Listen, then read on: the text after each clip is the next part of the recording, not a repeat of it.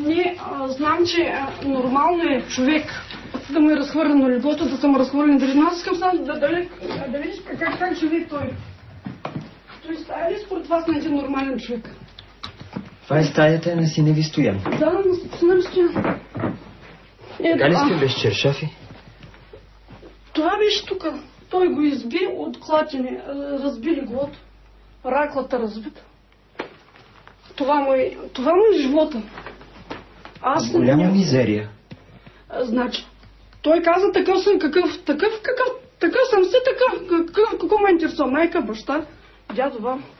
Никога ли не си е почиства стаята? Значи, аз мога да отворя и другата стая. Не, елате само тук, още не сме приключили. Моля ви, елате. Тук виждам съдове мръсни, немити с месеци. Той ги донесе, сега ги донесе, вчера ги донесе. Така, просто... Аз смятам, че той просто не... Тук той играе, постоянно играе. Сам играе. Танцува ли? Постоянно танцува. И така живее. И какъв... Даже ми каза, ако ще, понеже като излезе за мен на някъде, аз съм почувствал стаята основно. Върлосването. И така. Ако ще след 100 години, няма да им пипаш стаята, сам да се посмял. Ето. Това му е начин. Приятели, идват ли му на гости в тази кочина? Никой не му идва. Никой не му идва. И аз просто така ми е съвестно, че все пак човек се откъсва и на мен е унизително такъв. Значи, макар че и свекър ми е стар човек и не живее в такава. Явно добре се чувства. Къде е синът ви? Долу е сигурно. Нека да отидем при него. Тук пак ял. Тук пак ял, да. Вие ли сте Стоян? Здравейте, Жоро Игнатов съм аз от Искрено и лично. Сигурно знаете, че майка ви участва в предаването и разказа много страховити неща за вас. За психическия тормоз, който по думите и системно и ежедневно и упражняват. Отговаря ли на истината това? Не. Ние видяхме и стаята ви. Голям безпорядък цари. Такъв съм си по принцип. От кога сте такъв?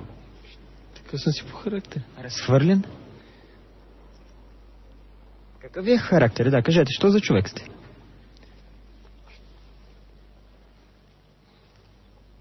Кажете, Стоян, вие сте на 22 години, добър човек и една. С какво се занимавате?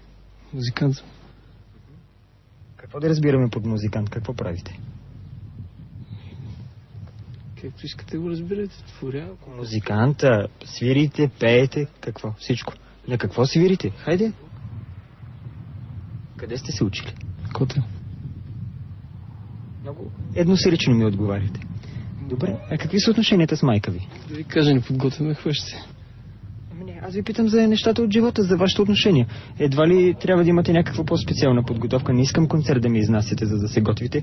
Кажете, какви са отношенията с майка ви? Елена, моля ви този разговор с съседката друг път да го проведете. Сега говорим с сина ви. Искам просто вие да присъствате тук на нашия разговор, тъй като заради вас сме тук и вие имате претенции към сина ви. Кажете, Стоян, казвате, че сте музикант, свирите на гадулка. Да разбирам ли, че това ви занимание ви носи някакви доходи или не? Много неща носи. Материални имам предвид. Финансови. Всичко. Изкарвате ли пари от тази гадулка? Да. И си издържате сам, самостоятелен сте? Сега в момента ще заминавам в София. Какво ще правите в София? Те работи. А през времето, което живеете тук с родителите си, включвате ли се примерно в разходите, които има по къщата или? Да, разбира се. Толкова да. Елена, слушате, така ли е това, което казва сина ви? Какво казва, че се издържа от гадулка? Не е вярно. Той няма гадулка. Гадулката си я заложили или продаде. Не знам, на есен се е върнал без гадулка. Просто никаква... Кажете, Стоян, значи майка ви казва, че упражнявате системен тормоз. Нека... Много сте нервен, наистина, тя май беше права. Наистина, тормозите ли майка си и биете ли майка си? Разкарай съм какво. Това е съществения въпрос. Какво ти казваш? Максу, тук! Защо? Изчезвайте. Защо? Много си нервен. Не съм нервен, нищо не е станало. А какво не е станало? Аз съм склонен вече да й вярвам. Ако си склонен, пока няма своето студио, разбирай. Дошли сме ти на крак, Ники, посягаме.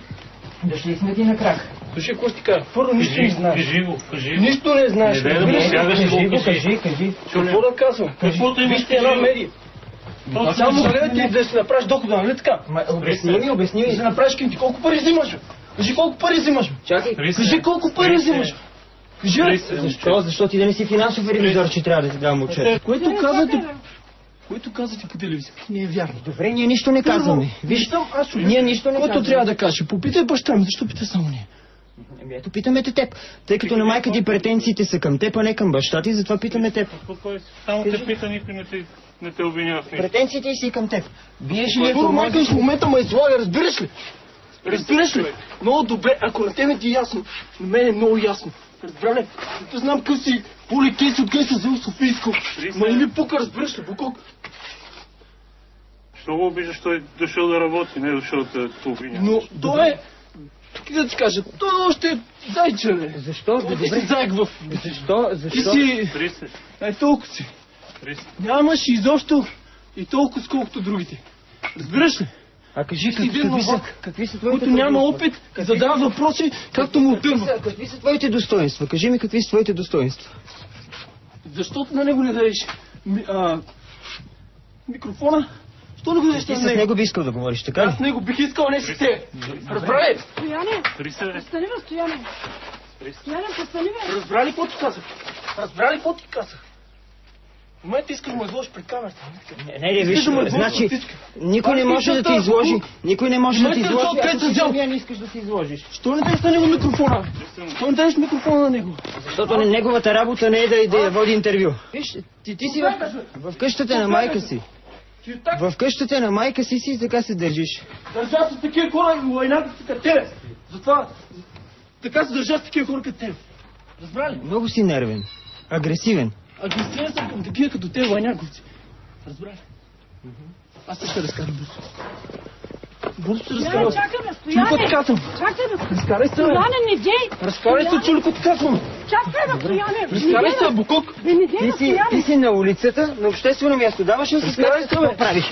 Това е скъпа техника. Това е скъпа техника на телевизията. Да даваш ли си сметка какво вършиш? Първо ти не става за Да никакво. даваш ли си сметка Разбираш ли? какво вършиш? Разбираш ли? Даваш ли си сметка, че ти увреждаш техника на телевизията?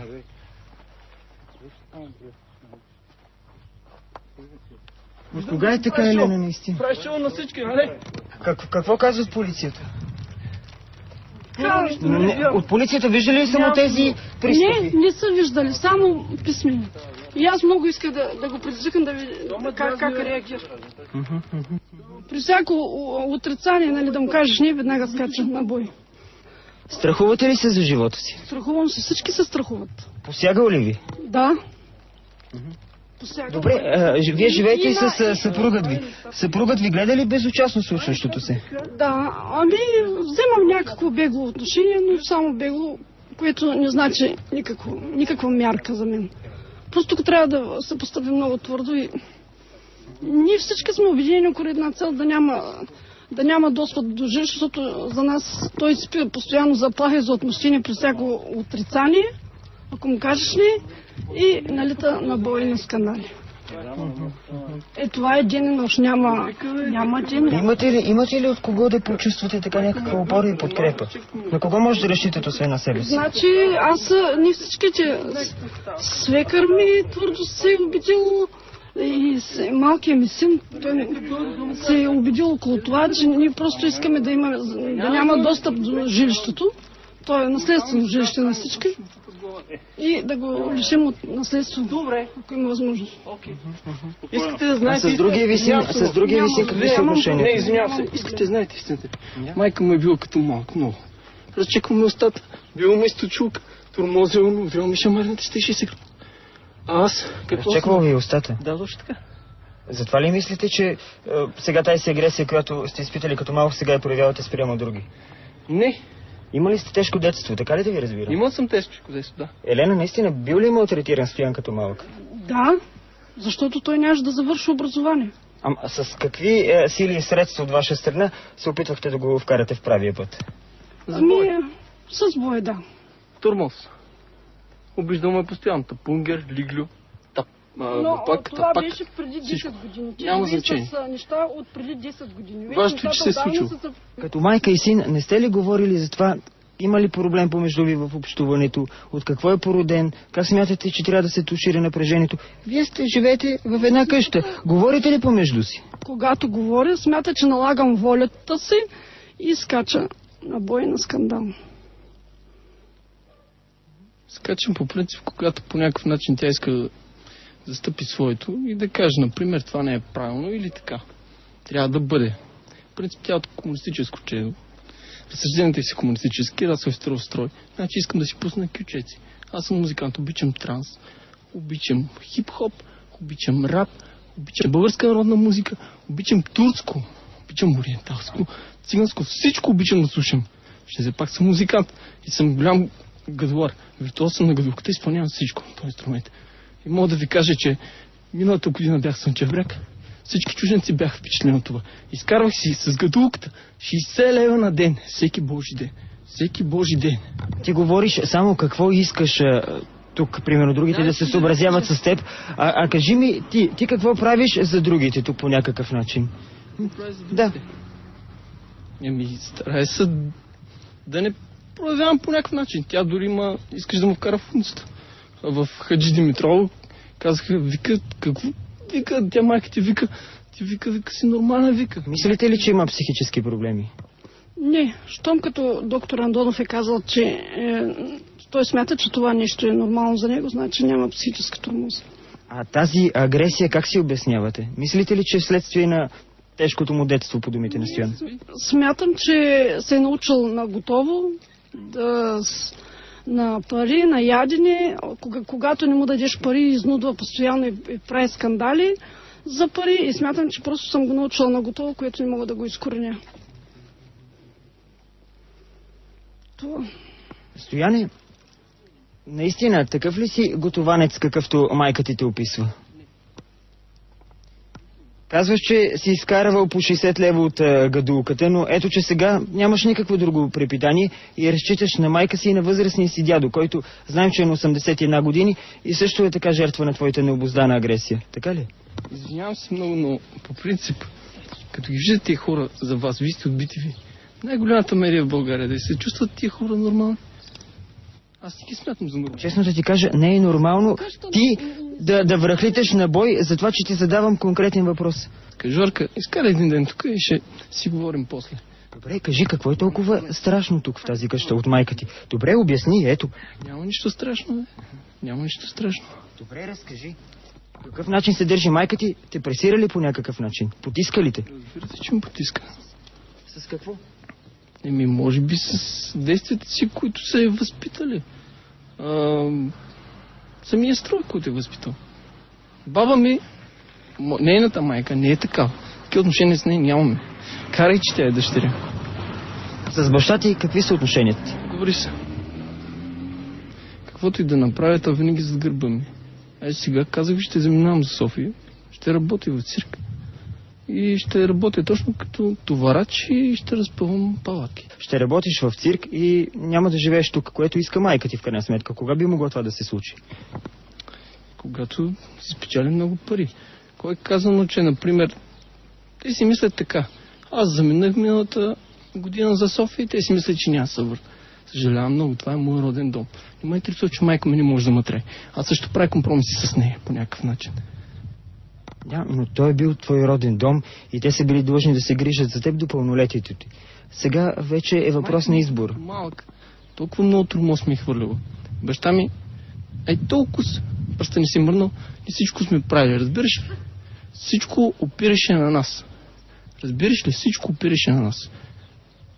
Единственото нещо, което ме успокоява и ме кара да се чувствам нормален е музиката.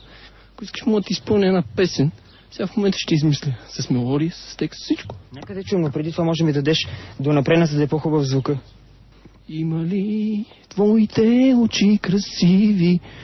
Още знай, когато искам да съм с теб. Любовта в мене жално ще стейне. Иска тя да бъде с теб. Твоите очи ме прегръщат всяка нощ. твоето сърце няма думи. Твоето сърце ще падне в полунощ, ще има мъка за двама ни. Кажи ми за приятелите ти, имаш ли ги? Имам, да. Имам приятели. Не живееш ли много самотен живот? Майка ти поне така мисли. Не живее самотен живот. Какво искаш да направиш с живота си от тук насетне? Се занимавам с музика. А мислиш ли, че с майка ти могат да ви се оправят отношенията? От нея зависи. Аз съм сам. Значи дядо, брат, майка. Значи от 5 месеца съпруга ми работи и той постоянно го изнудва за пари и не е дал лев в къщи. Смешна си. Смешна съм. Ами така е. Смешна съм. Сега в момента той, когато го изнудва за пари, в къщето не е дал лев. Постоянно му иска пари и ни оставяме се едно с една заплата и с пенсия. Само така избухнах. И се държах така с тебе. Много съжалявам. Но просто няма се представя какво е на мене. Разбираш? Аз как се чувствам? Старай се в тази къща аз да съм нормален. Разбираш ли? Кой ти пречи? Може би мисленето, което те имат. Да не знам. Може би от строя. Кога са се разбирали, например, родители и деца? Точно пък по онзи строй, за който ти говориш, трябва да ти кажа, че това бяха един много образцови отношения между деца и родители. И ти няма как да знаеш тогава какво е било, защото си все пак само на 21 година.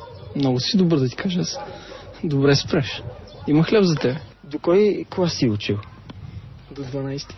Едва е завършил това. Среда с компромис. С компромис е завършил музикално училище. Какво щупил, какво струшил. Елена, вие, когато бяхте и в студиото, пък и сега, само казвате това, което ви притеснява, тежи или тормози от сина ви. Но има ли някои качества, които харесвате от него? Нещо, което да ви радва от сина ви? Няма. Нещо хубаво някога той направил ли хубав жест? Примерно за 8 март цвете да ви е подарил. Не. Песен да ви е посветил. Не, няма такива неща. Стояне, спомена за това, че с хората, с които си работил, с тях имаш добри отношения. Какъв трудов стаж имаш? Къде си работил като какъв? В София съм такова правил до грами, облеквал съм прозорци. А защо спря? Защото свърши работа. Сезон не е било, така ли? Нямаше ли възможност, примерно, в друга фирма да започнеш да работиш? За момента няма. В момента човека говорил съм, да сега ходих с него, говорих до Ямбол, просто каза, че за момента няма. Това е. Нямаше ли така усещането, че взаимно се измъчвате и се наранявате ти и майка ти? От което може би страдат и останалите в къщата. Тя иска, значи, да командва всичко, разбираш? Всичко иска да командва. По всякакъв начин иска да те манипулира. Разбираш ли? Тя ти дава и после ти взема. По някакъв начин това е. Това е. Как да ти обясня? Това е. Значи аз съм си нормално момче, само че просто средата, в която живее, просто по някакъв начин, не знам. Какво лошо има да си пускам музика? Какво ще ми забрани да си пускам музика ли? Тя може да си държи така с мен, по някакъв начин. Това е. Но не мислиш ли, че когато живееш ти под един покрив с други хора, независимо дали ти е майка, баща? Ще го направя, но нямам. Да, но така или иначе сега ти се налага да живееш с тях под един покрив. Че трябва да спазваш благоприличие и да се съобразява с другите. Примерно стаята ти голям безпорядък. Чакай сега, само слизам да си взема това, да си хапна и това е. Че стаята ми безпорядък, да така е, не че не мога да изчистя, просто не искам. Какво ти пречи да го направиш? Няма желание, така ти харесва или тя ни показа къде си ял сега боб, трябва да ти каже батак голям. Това може би е дразни нея и е разбираемо. Много неща е дразнят нея и мене много неща му дразнят в нея, обаче какво мога да направя? Не мога да я променя. А ти не смяташ ли, че можеш да промениш нещо в себе си, да тушираш някои черти от характера си, примерно твоята избухливост, нещо, което ще е добре за нея? 3 пъти съм ходил заради нея в полицията. Казва, иска да ме вкара в лудница. Хората казват, че съм нормален. Те казват, бягай надалеко, вика. Ама как да бегам? Това е синът ви. Здравейте, Жоро съм аз.